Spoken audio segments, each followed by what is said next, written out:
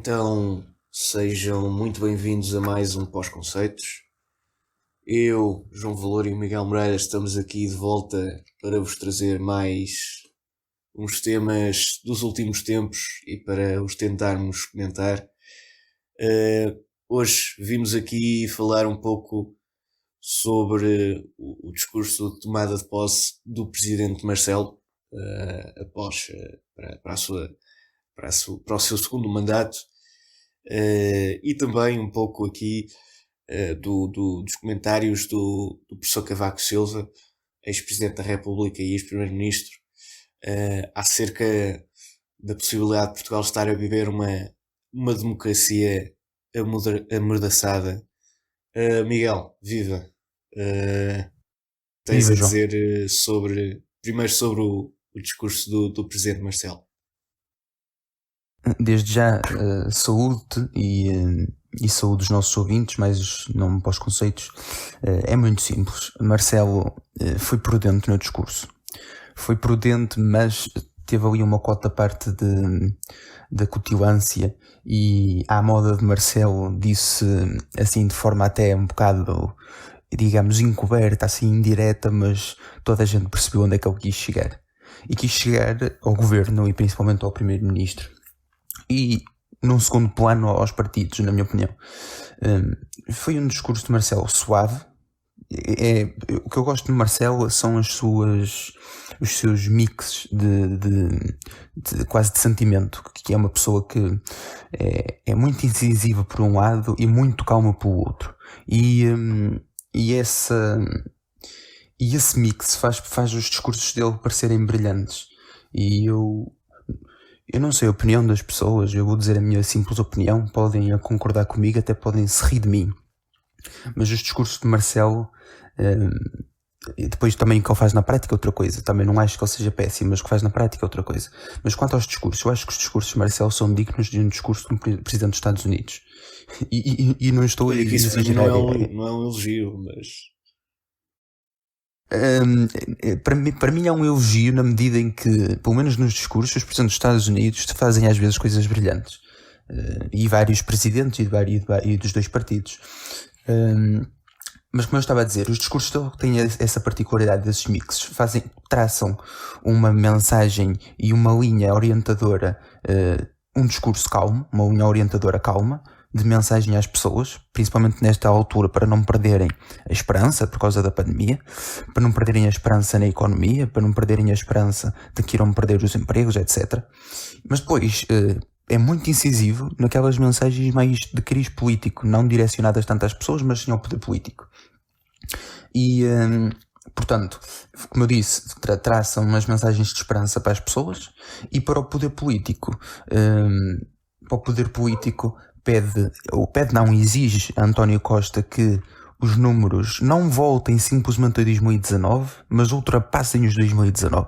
Também não é muito difícil, porque aquilo que nós conseguimos em 2019 já estava abaixo da média da União, estava acima da União Europeia, certo? Mas a União Europeia estava a crescer muito pouco e esses objetivos medíocres fizeram com que países, por exemplo, os países do Oeste nos ultrapassassem.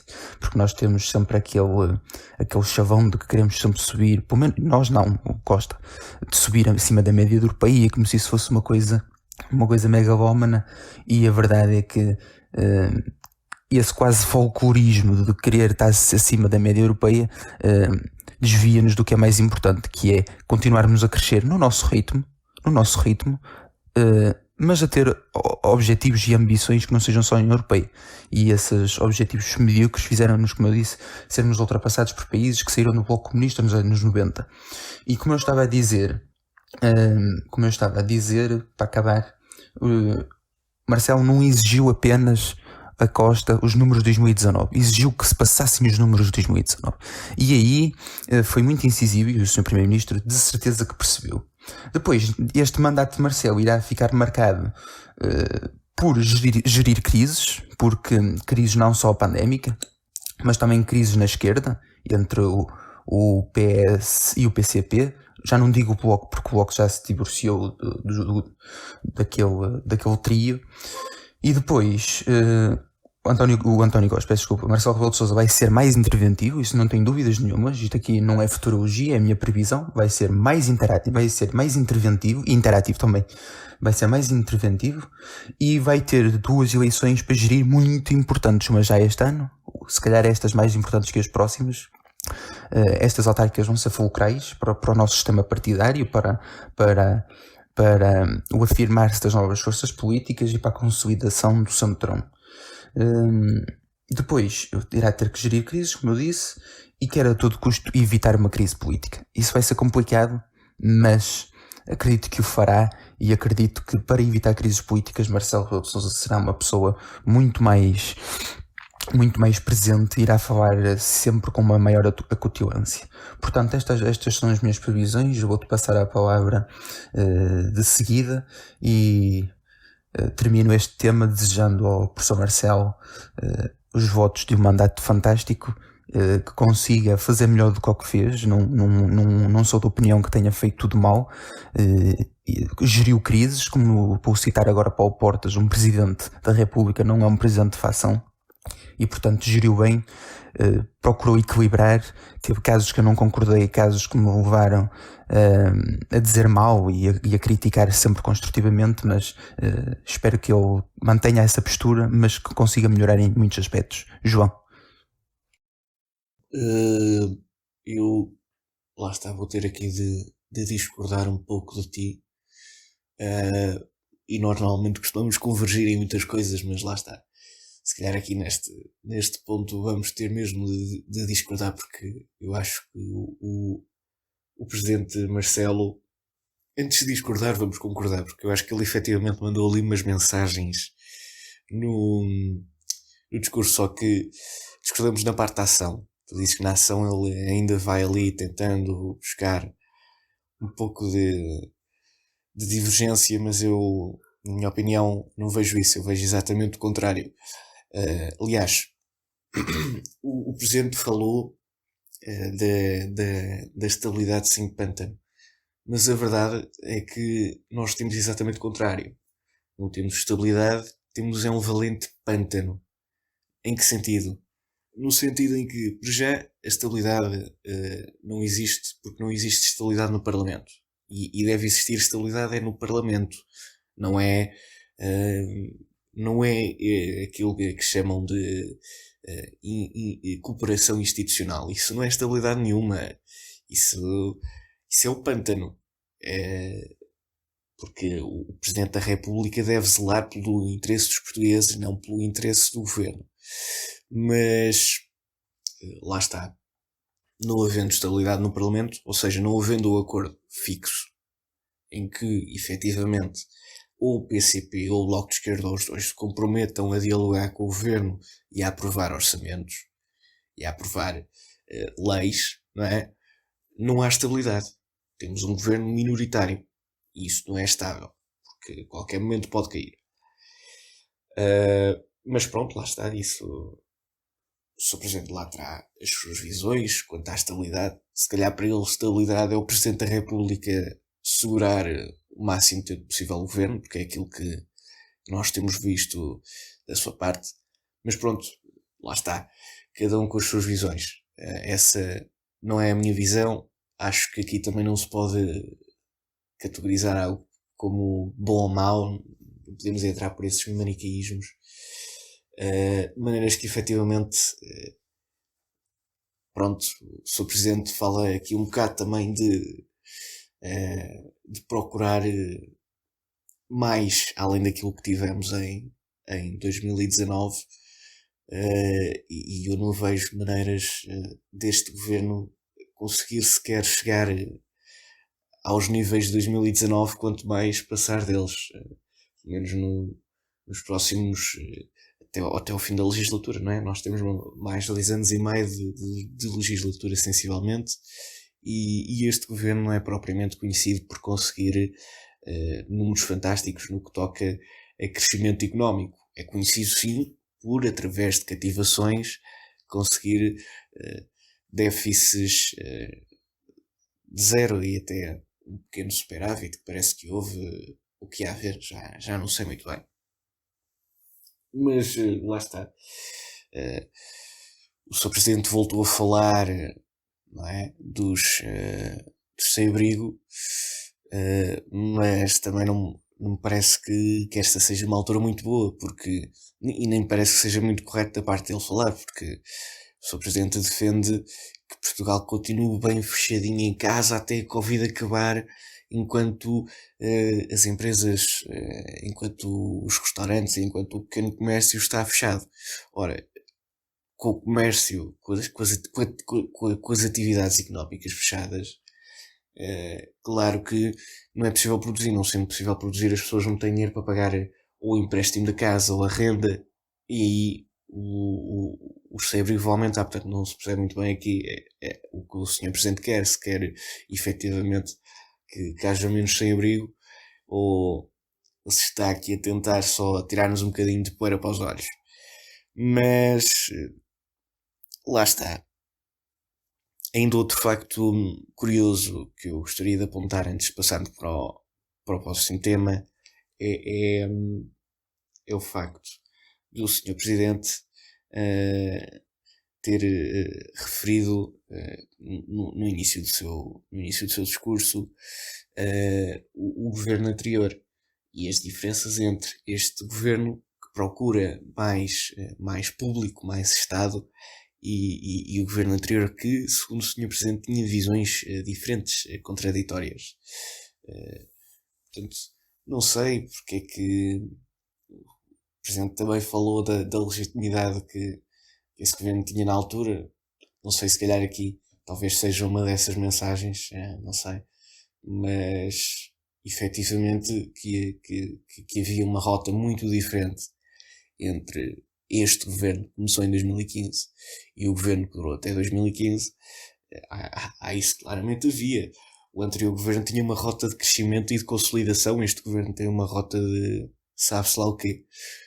Mas pronto, Miguel, passemos então aqui, e se calhar vai um bocadinho no sentido da estabilidade e do pantano, às declarações do professor Cavaco. Antes só de passar ao próximo, ao próximo tema, eu só tenho aqui a dizer uma coisa até sobre as eleições autárquicas, porque elas vão diretamente a uma coisa que o Presidente da República pediu e que pode não acontecer.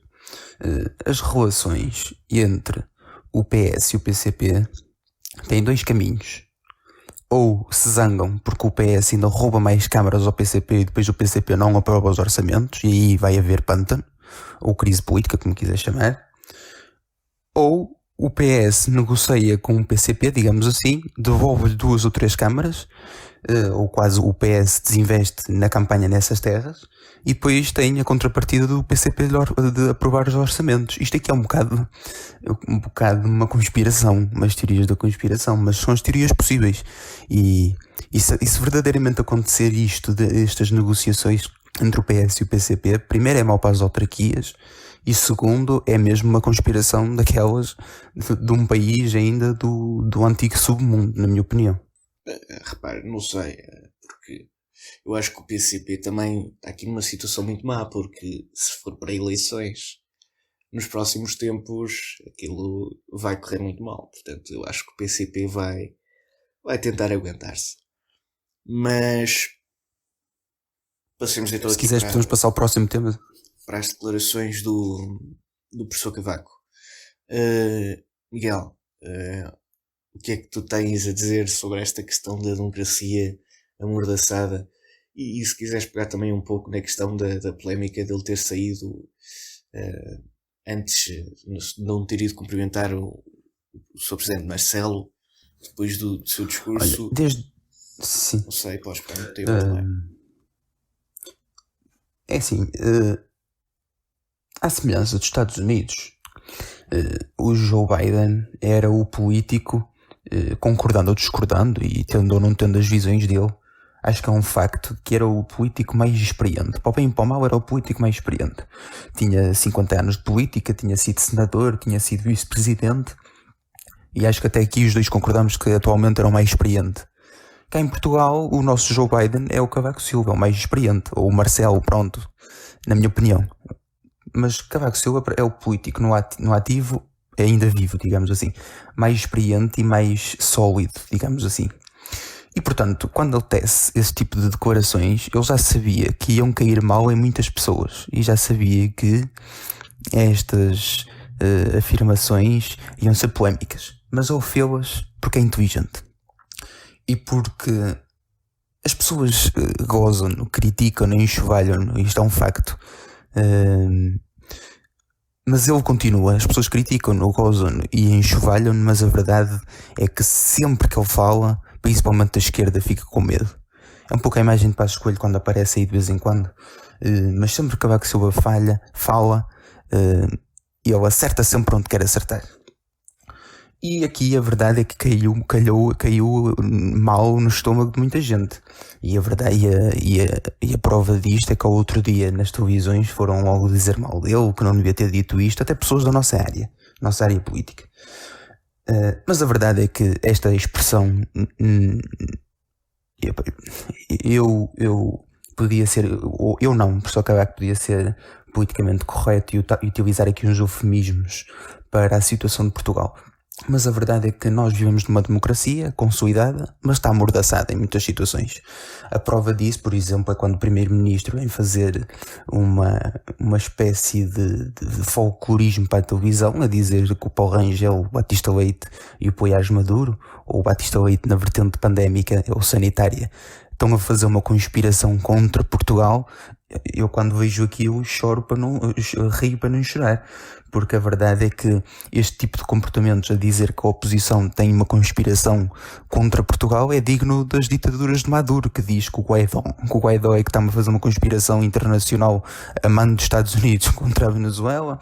O Kim Jong-un a mesma coisa. Na altura o Che Guevara e o próprio Hitler também dizia que na altura a oposição estava de mãos dadas com os judeus para derrotar a grande Alemanha.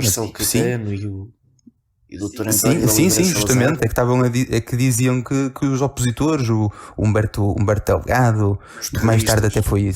Sim, é que estavam a fazer uma conspiração. Portanto, dizer isto de membros que representam um partido, o maior partido da oposição, é no mínimo caricato, para não dizer. Mas como eu também não quero utilizar eufemismos, e vou ser como o professor Cavaco, é no mínimo uma falta de decoro, é no mínimo uma coisa péssima.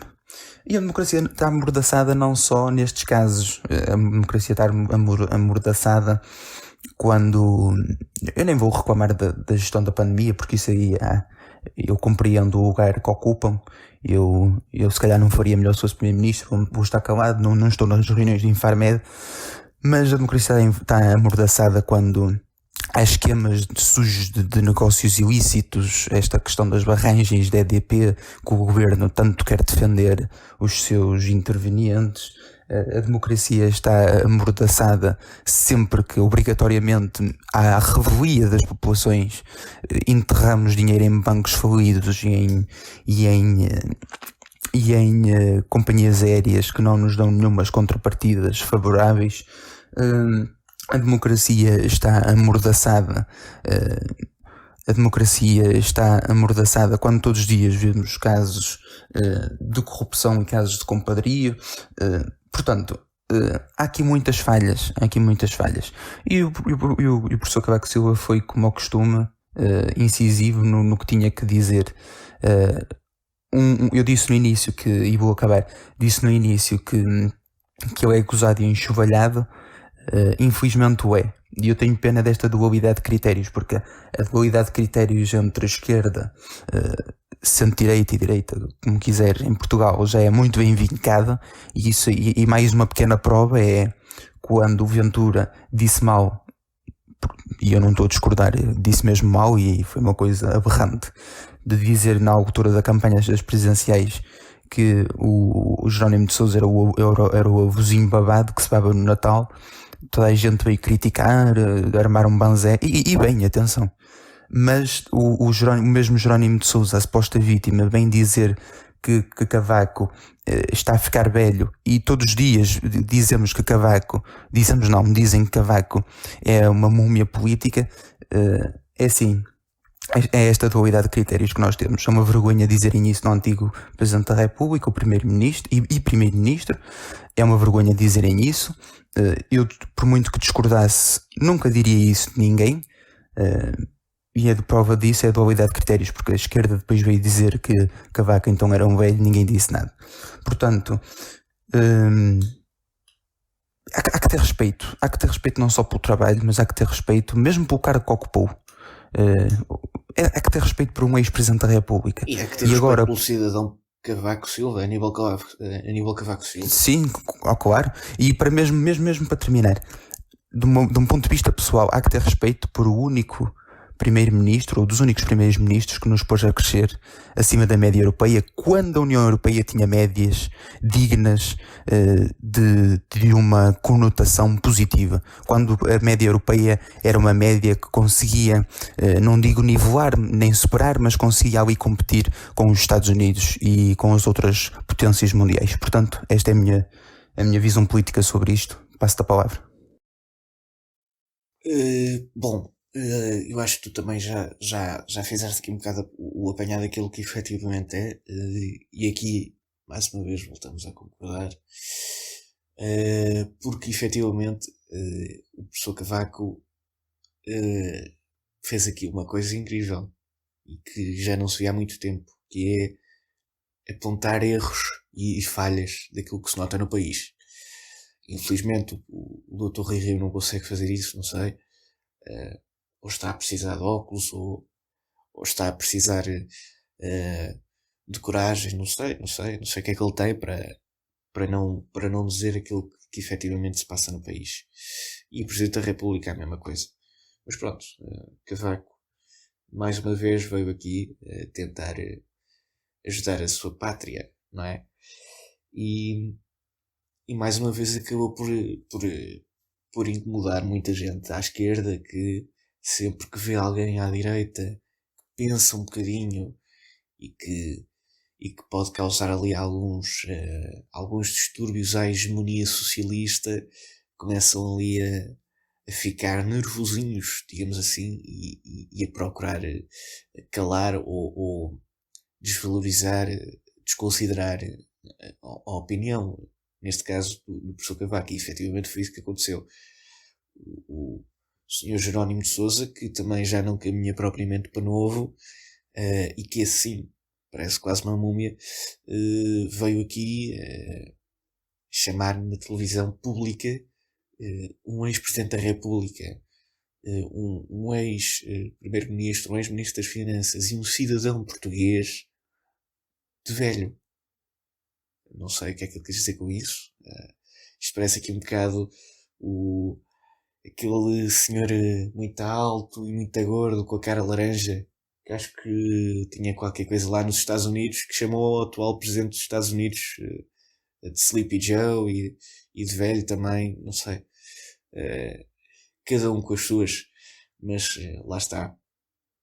Não faz muito sentido e demonstra que realmente não sei, se calhar até o próprio Jerónimo está aqui a reconhecer que a democracia em Portugal vive amordaçada, o que para ele não incomoda muito, porque, como todos sabemos, um bom comunista olha sempre para a democracia como um impedimento da revolução.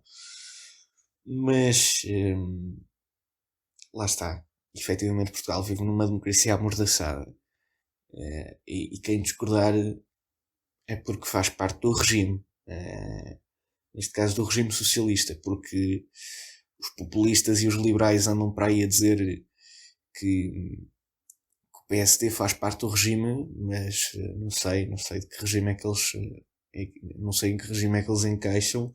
O PSD com certeza no socialista eu duvido que seja, porque o PSD sempre combateu o socialismo e sempre tentou reformar o regime, ao passo que o PS continua a retroceder e falando aqui da experiência política. A verdade é que atualmente António Costa e os seus ministros têm quase tanta experiência política como Cavaco Silva, porque também já estão no poder há quase 30 anos, desde Guterres, portanto lá está, efetivamente aqui não sei até que ponto é que podemos olhar para Cavaco Silva como o único Joe Biden de Portugal, até porque, lá está, Joe Biden, não sei se fez muito ou pouco. Realmente nos Estados Unidos é sempre um pouco mais difícil porque não há tanta continuidade do mesmo partido no poder. Portanto, será sempre um pouco. Houve ali nos anos 80 e no início dos anos 90, mas também foi um período mais curto do que aquilo que nós estamos agora a passar aqui com o Partido Socialista. Portanto, será sempre um pouco mais difícil analisar efetivamente quais as mudanças a fundo, mudanças estruturais, digamos assim, que foram feitas. Mas pronto, com certeza terão sido feitas algumas mudanças. Não sei se foram tantas como aquelas que o professor Cavaco fez cá em Portugal, mas a realidade, e aqui para terminar, é que devemos muito ao professor Cavaco e insultos não são uma dessas coisas que devemos. Mas pronto, Miguel. Só quero dizer uma última coisa. Para que evitassem dizer asneiras, era bom que os comunistas realmente estivessem amordaçados. Mas como nós somos muito democratas, não vamos amordaçar ninguém, nós não somos comunistas. Portanto, eles continuem a dizer as baboseiras que quiserem, que só se queimam. Efetivamente. E com isto me despeço mesmo. Não sou muito fã do Partido Comunista, até já considerei que seria uma boa opção legalizá-lo, mas a verdade é que faz falta um partido ridículo em Portugal, quanto mais não seja para nos rirmos um bocadinho. E com esta também me despeço, caros ouvintes, até à próxima. Miguel. Até à próxima, um abraço a todos.